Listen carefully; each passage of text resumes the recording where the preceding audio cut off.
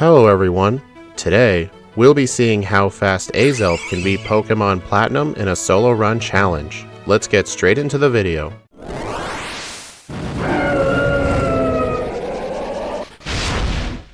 Sorry I haven't released a video for a couple of weeks. I've been really busy attempting the Legend ZA Catch-em-all speedrun, and last week with the Y2 Sigilyph run, I tried to record the video, but I accidentally had it paused for like half of the run, and I was just so mad I cancelled it. So yeah, I'm hoping not to have to do something like that again.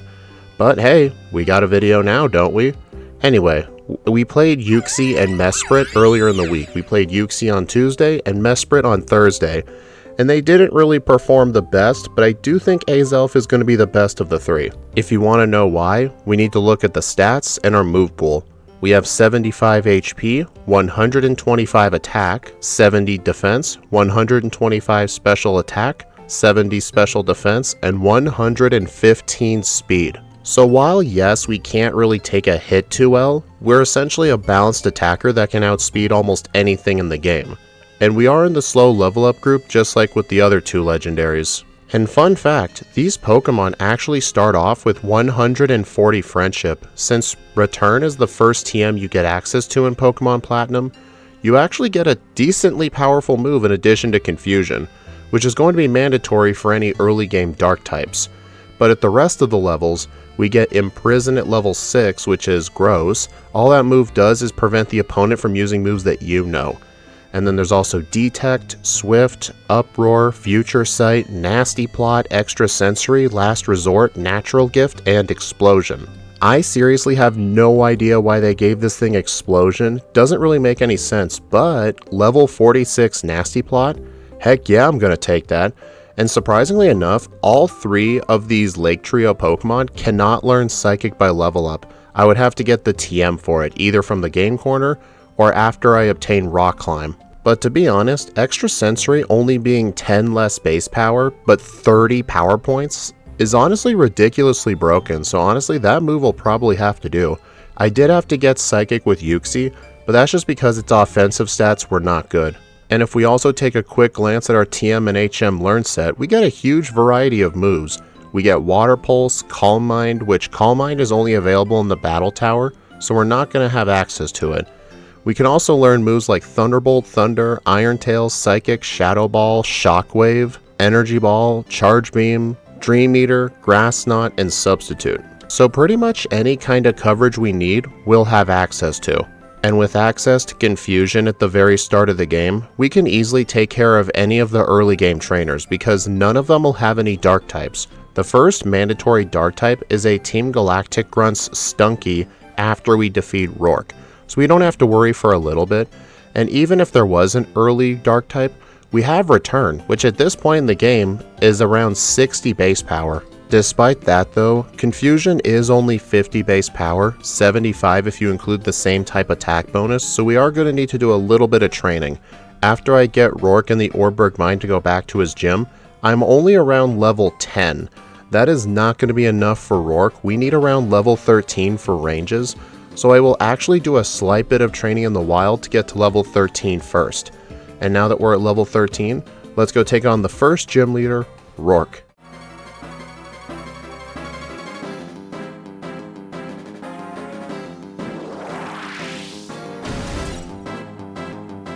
Roark leads off with his Geodude. I go ahead and use Confusion for the one-shot, which was only possible at 13. Next up is the Cranidos. It does have Pursuit, but it didn't use it, which was kind of surprising. Then the Onix is a simple two-shot after it misses Rock Throw. Okay, yeah, very easy. After I defeat Roark, I head into the mart and max out my credit card on repels. Then inside the Orberg Gate, I catch myself a Psyduck using a Dusk Ball. You can obtain a Dusk Ball in one of the condominiums on the top floor. The Dusk Ball gives the Psyduck roughly a 100% chance of catch. It's technically 99%, but still close enough. And as soon as we arrive back into Jubilife City, I gotta help Lucas take on the two Team Galactic grunts, and right here is the first instance of a Dark type. We're gonna have to keep Return for a little while. There are still some scary fights coming up, such as Mars, Gardenia, and Jupiter. Mars is the first of these three fights, and she does have Feint Attack on her Perugly. so I'm going to want to make sure I have good ranges with Confusion and probably hold an Oranberry for safety. Normally with other Pokemon you want to hold on to a Pecha Berry for Toxic, but we're very sure going to outspeed and one-shot the Zubat. So let's just see how the Purugly goes. I did forget to heal going into this fight, and I do get hit with Fake Out as expected, but here's the thing. Because of the Oranberry, I'm able to live at 7 hit points and knock out the Purugly with 3 Confusions. If I was a lower level, that 3-shot would not have been possible and things would have gone a lot worse. The next of the 3 hard fights coming up is going to be Gardenia, the second gym leader. She does have an Ace Roserade that is part poison, but here's the thing though, we're still stuck with a weak Confusion move. So what I'm going to be doing is fighting a lot of the trainers on the way to Eterna Forest, as well as the trainers inside the Eterna Forest. I need as many levels as possible, not only for her, but also Jupiter's Skuntank, which is a part Dark type and has Night Slash too. By the time I get out of the Eterna Forest, fight a couple of the fishermen, and arrive inside Eterna City, I am only level 21. That isn't really good enough. I would like a minimum of 25 for Jupiter. But taking on Gardenia at this point is not going to be that bad, especially with our good offensive stats. So why don't we go take on the second gym leader, Gardenia.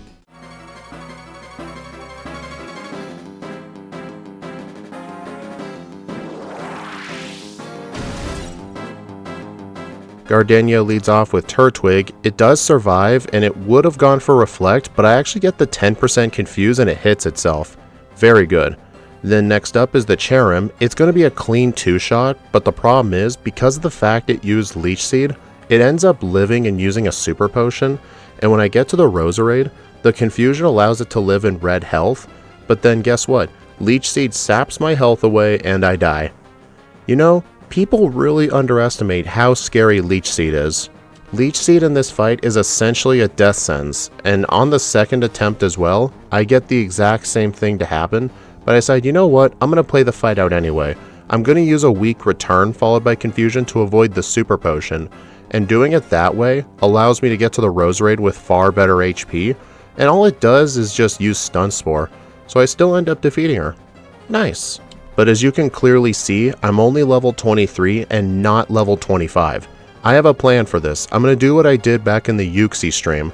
I'm going to go inside the old chateau, get the rare candy and the TM for substitute. I'm going to use this one rare candy to get from level 24 to level 25, and having substitute as well can make the Skuntank be a little bit easier. And with these 2 items in hand, I do end up first trying Jupiter. Well, after I remember the Oranberry, of course. I'm supposed to hold an Oranberry here too, but I went into the fight without one. Whoops. Before I leave Eterna City, I head back to the mart and buy some antidotes, paralyzed heals, escape ropes, and some potions. On my way through Cycling Road, I could fight the trainers if I need to, but I end up going against it. I know Yuxi needed to, just because it needed the Speedy Bees as well. There's a rare candy inside the Wayward Cave, but honestly, unless you need the Earthquake TM, that rare candy is very out of the way, so I skipped it. I'm just going to head straight to Fantina's gym right away. Fantina is going to have a type advantage against me, but with access to Substitute to block Will-O-Wisp and Confuse Ray, if I train on her gym trainers which have a lot of poison types, I might be able to have a good chance against her. By the time I defeat the last of Fantina's trainers, I'm only level 29 when I would prefer to be 30, but I decide to try the fight out anyway.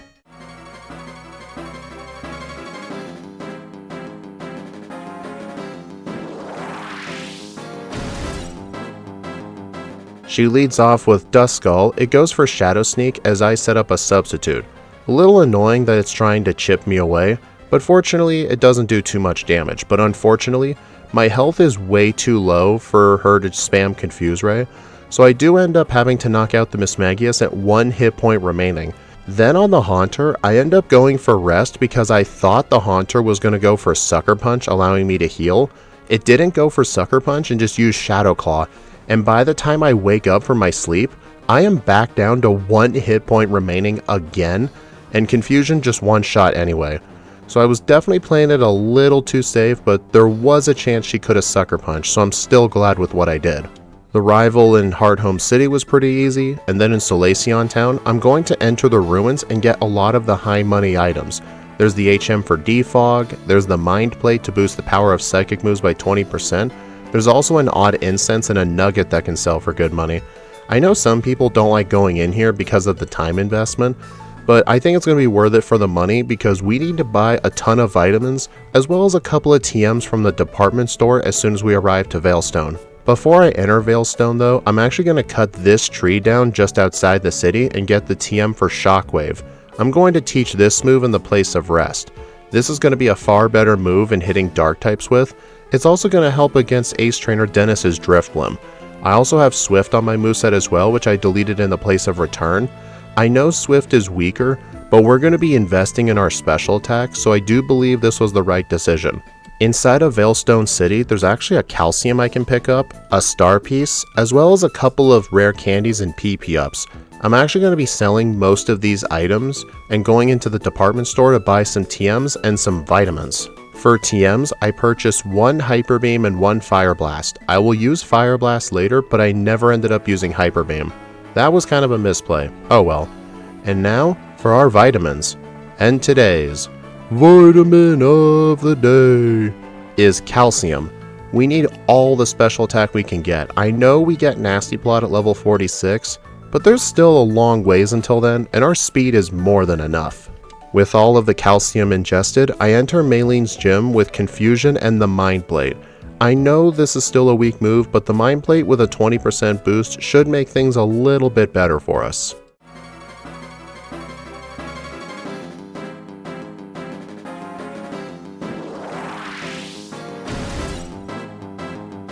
Maylene leads off with Meditite. It is a one-hit with Confusion. Next up is the Machoke. It is a one-hit with Confusion.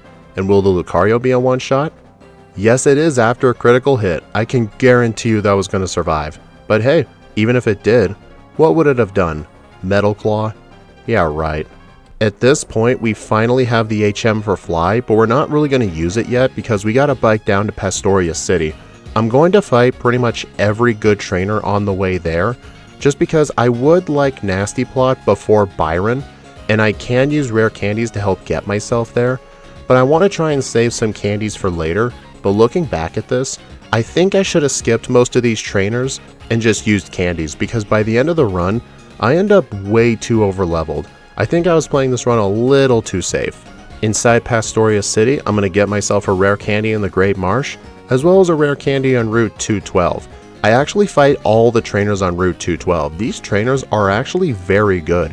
They have a bunch of Gyarados, some Evolutions, and some other decent Pokemon. However, I should not have done this. This was way too much training. And because of all this training, Crash or Wake ended up being a complete joke. The original reason I bought Hyper Beam was to actually use it on the Quagsire, but because of my level, I could just knock it out with Confusion normally. So yeah, I definitely trained too much, as I keep saying. And with Crash or Wake defeated, we gotta make the long trip towards Celestic Town, and then we gotta fight Cyrus while we're here. You may notice I am now holding the choice specs. These boost the power of special attacks by 50%, but I'm locked into one move. And without access to Nasty Plot, we'll be using choice specs for some fights. And using Shockwave here is gonna make good work of his team. And after we defeat Cyrus, Cynthia gives us the HM for Surf. We're going to use this to backtrack to obtain a few things. For example, south of Veilstone we can get a rare candy, and behind the Valley Windworks I can pick up a Max Elixir and the TM for Thunderbolt. I'm also going to head into the Floroma Meadow as well to get another rare candy.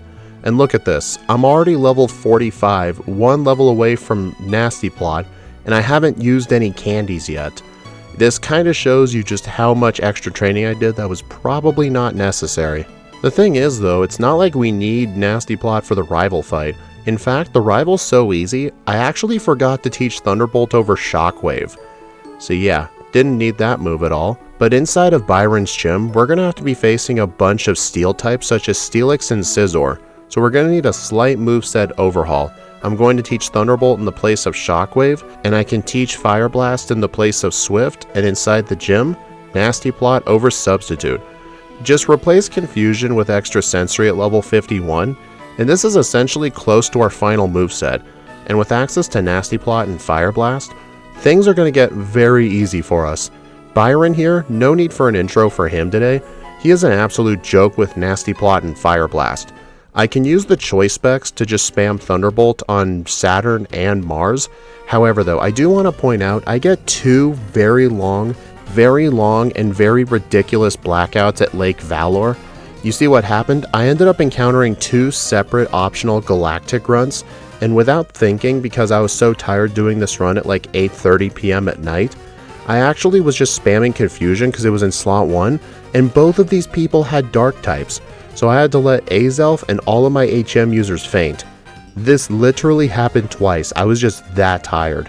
So yeah, if I ever re-rank this, it's definitely going to get a much better time. I definitely sabotaged this thing really bad by doing that. You may be saying, well, don't hold on to the choice specs, they can screw you. I mean, yes, they can if you don't know what you're doing, and in this instance, I did not know what I was doing. When I was doing the Yuxi stream, I had choice specs in way more spots and I did not screw up that bad. And that thing had access to Thunderbolt too. This definitely just shows I was just tired because I played both of these runs on the same day. But anyway, Saturn and Mars are very easy. I can make my way up to Snow Point City and go take on Candice. There's no need for an intro here though, but there is something interesting I want to point out. I go into this fight without healing up my Fire Blast PP, and I'm like, you know what, it'll be fine. I only need it for 2 Pokemon, and guess what, my very first instance of Fire Blast, it missed on the Frostlass, so I'm like, okay, that is stupid, I'll just use an Elixir. And as soon as I use the Elixir, I completely destroy the rest of her team. Alright, we're back in Veilstone. We gotta do the Team Galactic warehouse and the hideout. I go back in the department store though to buy a bunch of zinc. I have a lot of money because I've been holding the amulet coin for a decent chunk of this run. While fighting one of the grunts, I do get to level 51 and learn extra sensory in the place of confusion. I can finally have a decent psychic move now. It's not like it'll help on people like Cyrus though. Cyrus has 2 dark types on his team, and we're going to be facing a lot more dark types from here until the end of the final Cyrus fight. And speaking of the final Cyrus fight, there is definitely something I want to point out with that. As you can see, I'm only level 63 for this fight, and the thing is, this is a higher level than I even needed. I'm just going to go into this fight with the Mind Play because I do not want choice specs here. On the Houndoom, I'm going to use 1 Nasty Plot and just sweep his entire team with Thunderbolt.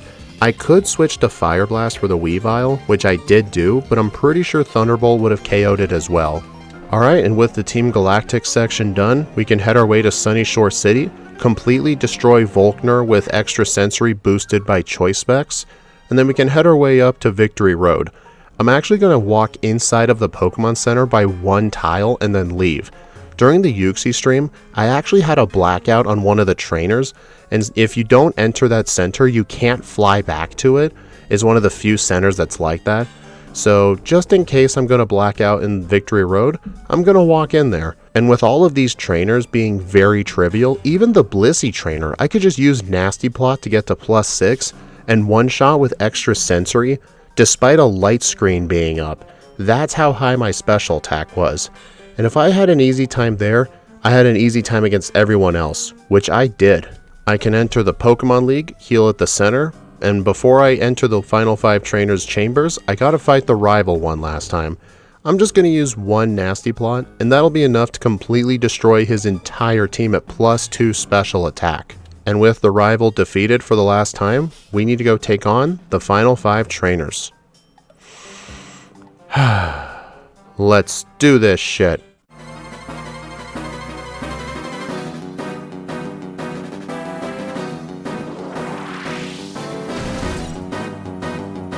The first trainer of the Elite Four is Aaron, the Bug-type user. He leads off with Yanmega. I was worried about it using Double Team as I used 1 Nasty Plot, but he just used a U-turn, not doing too much damage, but best of all, it prevents him from using Double Team, and I can one-shot his entire team, even the Drapion, by using Fire Blast. Next up is the Ground-type Elite Four member, Bertha.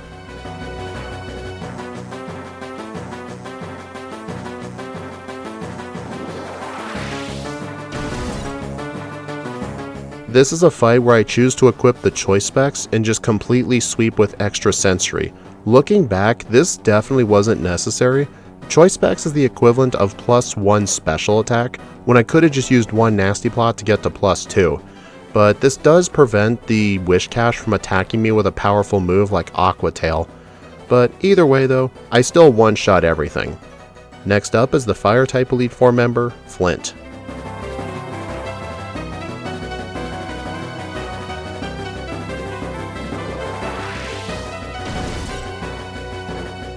I will stand my ground when saying this. I think Flint is actually harder in Diamond and Pearl for solo runs and team runs just because he has a huge variety of Pokemon. Definitely if I was facing against a Steelix and a Drifblim, I would not be running something like Choice Specs here. I would actually have to think carefully on everything. But if I was playing in Diamond and Pearl, I would have Fire Blast for the Steelix, Thunderbolt for the Drifblim, and then Extra Sensory for the Rapidash, Infernape, and the Lopunny. And by the time I just finished explaining what I would have done, I've already completely destroyed his team with Extra Sensory.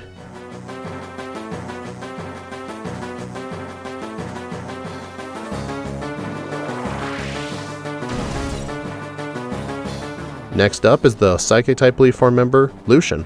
Lucian leads off with Mr. Mime. It's a very easy Pokemon to set up on. Thankfully it did not go for Light Screen turn 1, it went for Reflect. So I can get to +2 and one-shot his entire team with Shadow Ball. And the question is though, I said one-shot everything, but will we one-shot the Bronzong? And the answer is yes. Bronzong is not weak to Ghost in Gen 4, it didn't become weak to Ghost until Gen 6. So that is just impressive with how good our special attack is. And with the Elite Four destroyed, we've just got one fight to go. We need to go take on the champion of Sinnoh, Cynthia.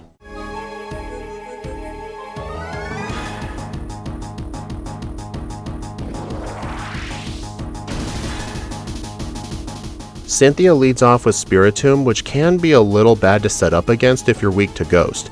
But thankfully, we only really need to set up to +2. But look at this, I attack it with Shadow Ball, and it actually survived in red health. But then the next Shadow Ball kills it, and because of the fact I'm at low health, her Lucario is able to use Extreme Speed.